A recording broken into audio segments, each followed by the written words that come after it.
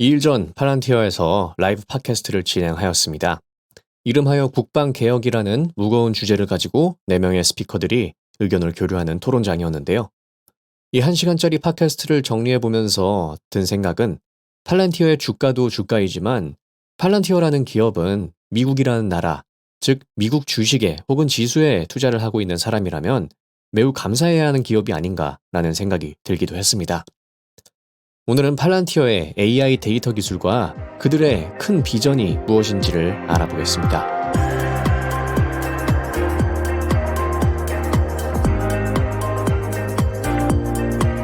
해당 토론에 참여한 4명의 인물은 각각 샴생커 팔란티어 CTO를 포함해 마이크 갤러거 전 미 하원 의원, 또 고비니라는 국방 소프트웨어 기업의 CEO, 그리고 국방 정책 분석가가 참여해 미국의 국방 역사와 앞으로의 방향에 대해 심도 깊게 이야기를 하는데요.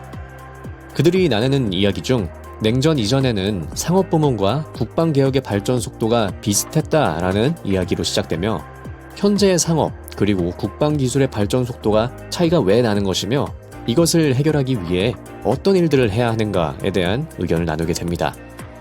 1900년대 초기 라이트 형제의 항공기는 곧바로 정부 계약 및 항공기 설계 및 제조로 이어져 1차 세계대전 때 더 개발된 엔진 자재 또는 발전된 공기역학이 적용되면서 기술의 발전을 거듭하게 됩니다. 레이더와 라디오 통신의 부분도 국방부와 함께 연구되면서 그 기술의 발전 속도가 비슷했는데 냉전 이후로부터 엄청난 분리를 보게 된다고 팔란티어의 CTO 샴생커가 지적하게 되죠.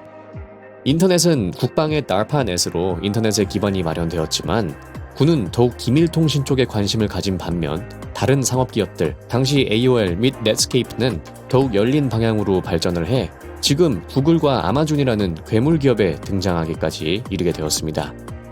지금의 시장을 이끌고 있는 반도체 기술 또한 미 국방부 DARPA에서 초기 투자가 이루어져 초소형 전자기기의 개발로 시작돼 특수한 목적의 어플리케이션에 투자가 되며 현재 상업 그레이드의 반도체에는 못 미치는 수준, 지금 국방 시스템에서는 더 구식의 반도체 기술에 의존하고 있는 상황이라고 하죠. 저와 같은 엔비디아 투자자들이 환영할 만한 인사이트를 엿볼 수 있는 부분이 있는데요. 현재 엔비디아의 정부 관련 매출은 1% 미만 수준이며 과거 60년대 후반에 인텔 매출의 95%는 아폴로 프로그램일 정도였다고 합니다. 엔비디아 매출 1% 미만 정도가 정부 매출이다 라는 것은 엔비디아는 아직도 잠재 고객이 넘쳐난다는 이야기죠. 엔비디아는 그동안 지속해서 Sovereign AI를 외치며 모든 국가가 각자의 데이터 센터를 구축해야 한다고 이야기했습니다.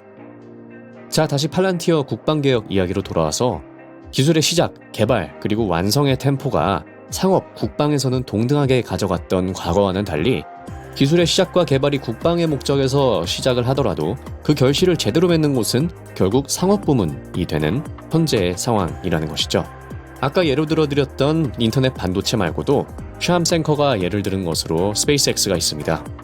일론 머스크의 민간기업 스페이스X가 우주산업에 본격적으로 뛰어들고 나서 킬로그램당 운송 비용이 정부 주도의 시절 때와 비교해 평균 20배 정도가 저렴해진 것을 확인할 수 있죠. 이에 대한 가장 근본적인 이유는 전시 상황에서만큼의 긴급성이 적용되고 있지 않아서라고 그린발트가 이야기합니다. 시간적 제한이 확실한 과거 전시 상황에선 적보다 효율적이게 더 일찍 기술을 완성하지 못하면 죽음으로 종결이 나는 반면 현재 부동의 1위 국방력을 자랑하는 미국의 국방부는 시간적 제한이 비교적 없고 여유롭다라는 것이죠. 이는 벤처 캐피탈에서도 비슷한 상황을 엿볼 수 있습니다. 실리콘밸리에서 지속적인 기술 혁명을 볼 수 있는 이유는 A라운드 투자를 받고 나서 그 다음 B라운드 때까지 산물을 제시하지 못하면 결국 그 회사는 죽는 것이나 마찬가지인 전시 상황과 비슷한 수준의 다급함과 긴급성을 가지고 있다라는 것입니다. 즉 현재의 미 국방부는 혁신의 정신은 없이 그냥 천문학적인 돈을 투입함으로써 그 국방력을 유지하고 있는 것뿐이라는 것이죠.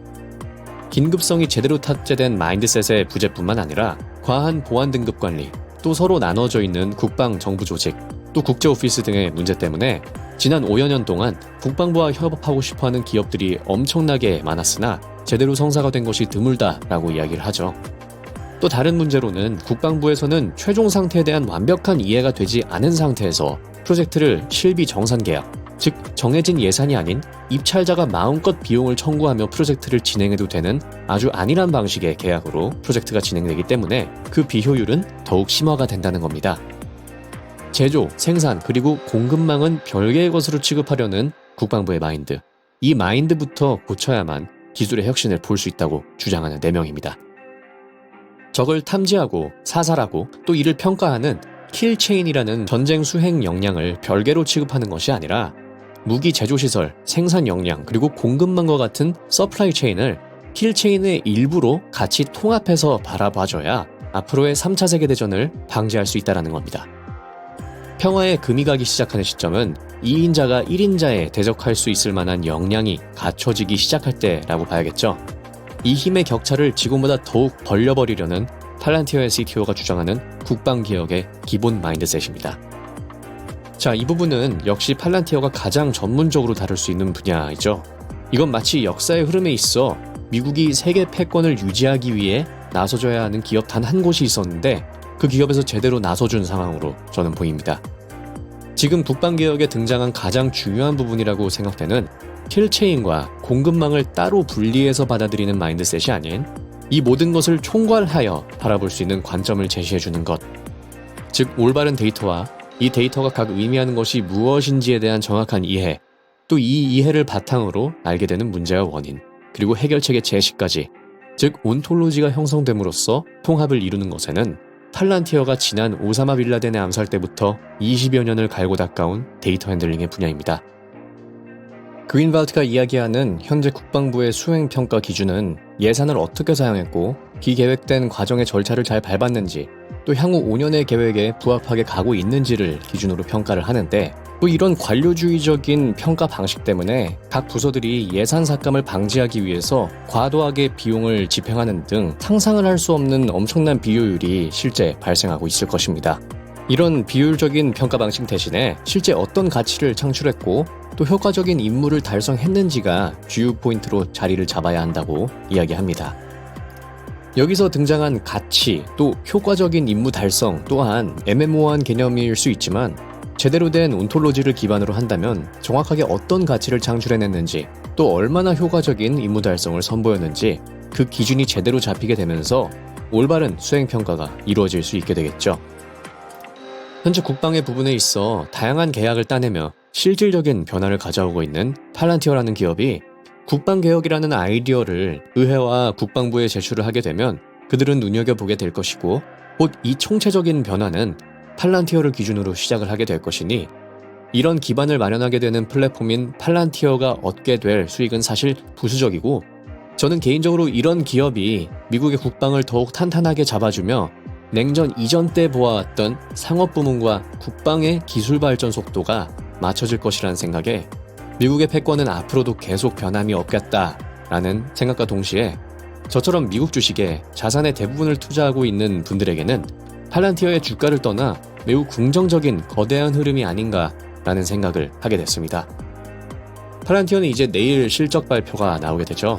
현재 대부분의 시장 참여자들은 컨센서스를 상회하는 성적을 내주긴 하지만 그 서프라이즈의 정도가 올라온 주가만큼은 아니라 하락을 할 것이라고 예상을 하는 듯 하는데요.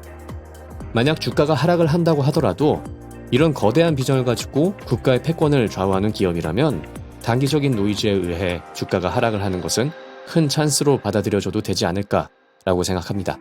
지금까지 테크피드였습니다. 시청해주셔서 감사드립니다.